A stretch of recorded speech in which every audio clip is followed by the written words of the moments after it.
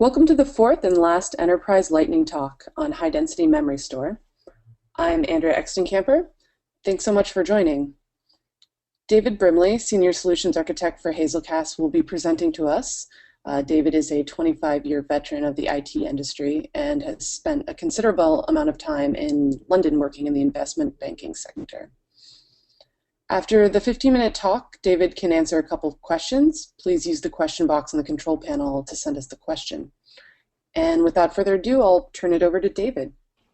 Okay, great. Thanks, Andrea. Okay, everyone, welcome to today's Enterprise Lightning Talk. This is the final of 4 Lightning Talks that we've given over the past 2 weeks. Today, we'll be talking about HD memory. And we'll be having a very quick demonstration and a few slides. These, as the title suggests, these are lightning talks, so they generally last for about 10 minutes or so, and we'll have maybe a few questions at the end.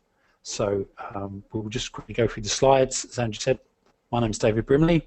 I'm a Senior Solutions Architect for Hazelcast, and I've been working mainly in investment banks, and I've used other in-memory data grid products as well. So before we go any further, and if you haven't set up Hazelcast Enterprise before, there are a number of things. There are a few things you need to do.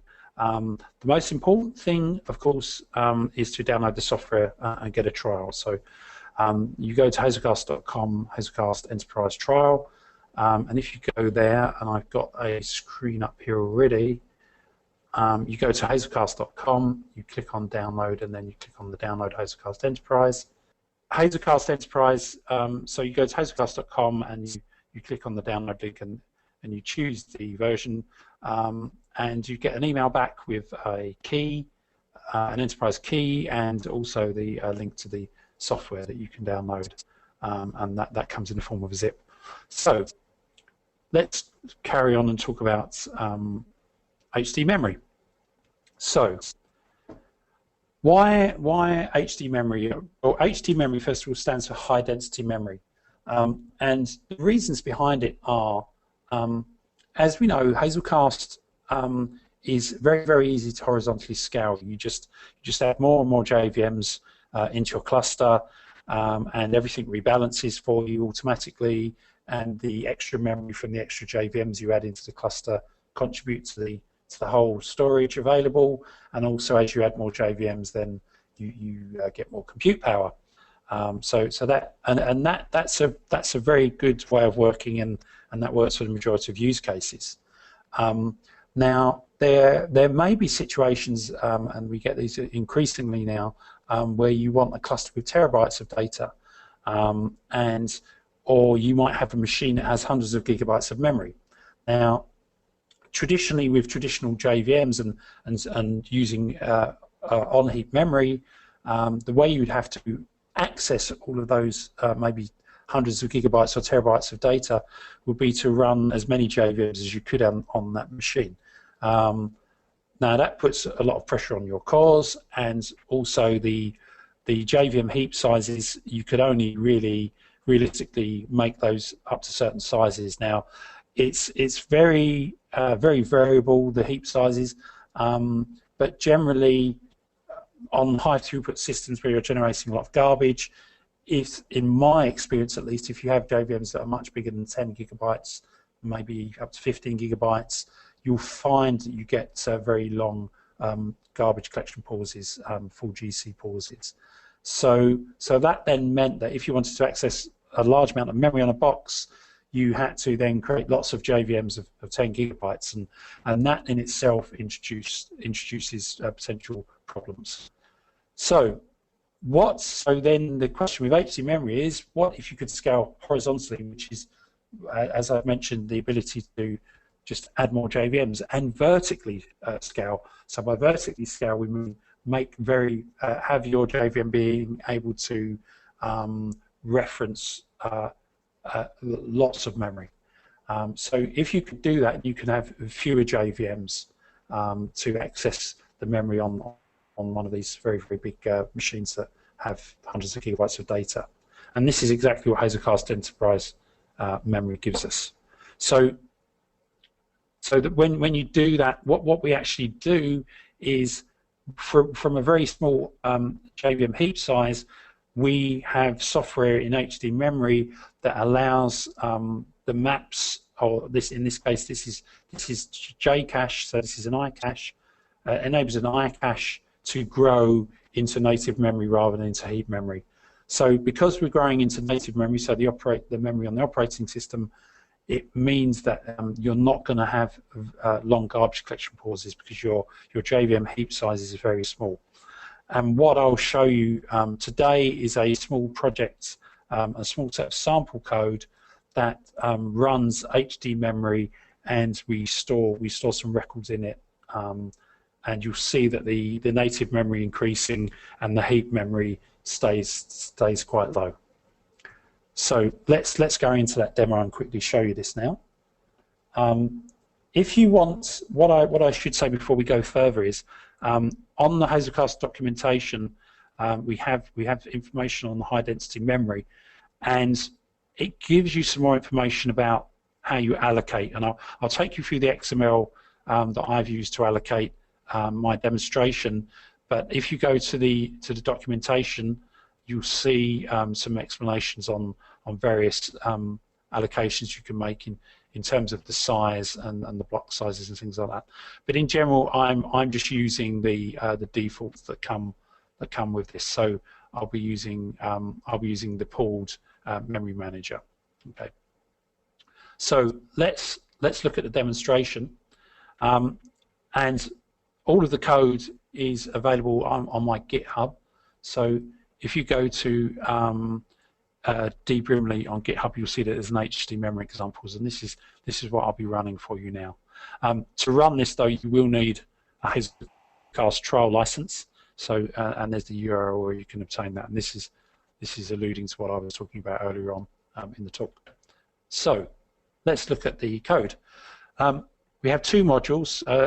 I have a HD memory examples client, and I have an HD memory examples server. So the server is very simple. It's just a Hazelcast node. What's interesting about it is the actual configuration. You can see that we create a cache. Now, as I said, HD memory works on the iCache interface, so that's our JCache implementation, JSO 107. You can see here I'm creating a cache called test, and I'm enabling some statistics. So this would enable me to view this cache in our management center, and I'll demonstrate that to you.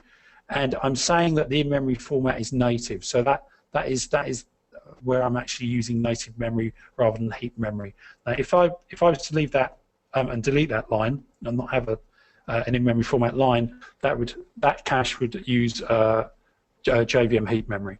Okay. And lastly, you can see here I'm setting an eviction policy. I'm saying when we get to 90% of the used native memory, then start least recently used eviction. So there are different max size policies that can work in the native memory area. Okay. And lastly, here I'm actually setting the native memory allocator type.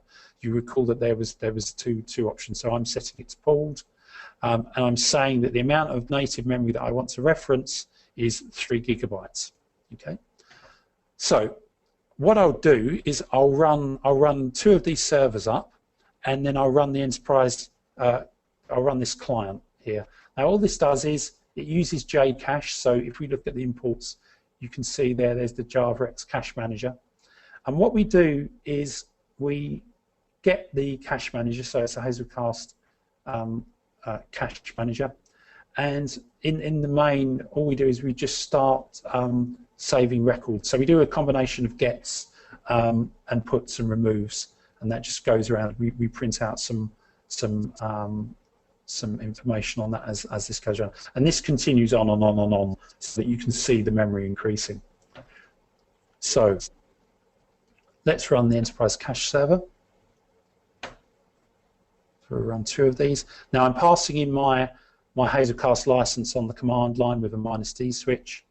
So I'm setting these cache servers to have a 512 megabyte JVM heap and a 3 GB native memory. So that's one of them running. You can see that's running on my local host IP address. I'll run a second one, and they should form a cluster together. Something. I think I might have something running in the background. Let's just check that.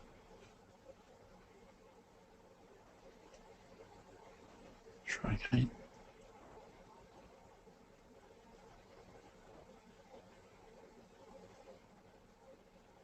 There we go. That's from the cluster. So I had something on that port, so that's gone now. So now we have a cluster of two members that are using native memory for that iCache. And if I just flick over to my Safari browser and I bring up the management center, there you can see there's the two nodes that are running. You can see there's the 512 of JVM heap size here, and also you can see the native memory that I've allocated. So you can see there's no native memory used at the moment, and this also gives us some nice views on major GCs and on minor GCs. So obviously the idea behind this is that we don't have that many major garbage collections now, as we store gigabytes and gigabytes of data. So we're actually using 3.4 Hazelcast that's due to be released before the end of the year. So you won't be able to get hold of 3.4, but it should be with you quite soon. Now, you will need to use this management center as well in 3.4 because that gives you the ability to view caches as well as maps. So let's go over here, and I'll run our client now. And off we go. And that's connecting to the cache, and that should then start saving records in to the cache. So there we go. You can see it's starting to use some native memory. And there's our test cache that I created. If we look at that, there you go. There's the records coming into it now. So those records that that client is saving in a loop, and it's saving more and more records into the system. So you can see it ticking along. And the most important thing you want to see, though, is the native memory being used rather than the heap memory. So the heap memory will get used, but you'll see that the majority of the memory that's being used is the native memory. And you see as that goes up, you see that the native memory gets used. So you can see there that the heap memory is not really moving an awful lot. You see it's staying around about 20 megabytes, and this will increase and increase and increase as we keep running. So that will eventually go up to 90% we had the eviction set to, if you recall, of the 3 gigabytes. So that will keep on running. So I'll just leave that running in the background, and I'll turn it over to anyone if there's any questions. Okay, great. Right then, well, as I said, you can download the code from Brimley HD memory examples. Make sure you get the Hazelcast Enterprise Trial License, and you'll want to also, once you've downloaded the zip, you'll be able to install the Hazelcast Management Center. You'll need 3.4, as I said, to view the JCache caches, and then you can just let that run and start using native memory, and you'll be able to view, as I said, you'll be able to view on the management console. So, okay, well, thank you very much for attending, everyone. And if you have any questions, please feel free to email me at david@hazelcast.com. Thanks very much.